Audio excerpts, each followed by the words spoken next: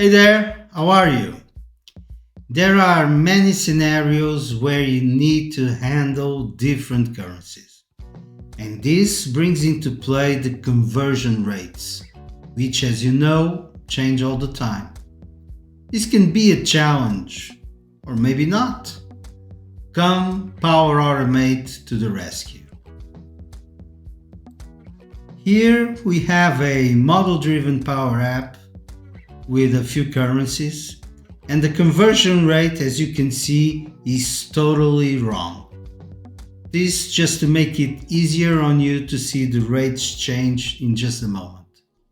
Now let's switch to Power Automate, where I have set up a flow that runs every day, goes through all the currencies available in the system, and for each one of them calls out to a service using an API and fetches the latest conversion rate.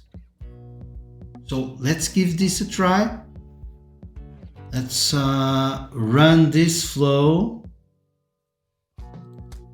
Okay, it should be quick. Give it a couple of seconds and there we go. It's done. And now back to our app. Let's refresh this and the rates have been updated. So great stuff right here. Power Automate is definitely your friend. So keep exploring the Power Platform and its immense potential, and get in touch if you need an helping hand. Bye and see you soon.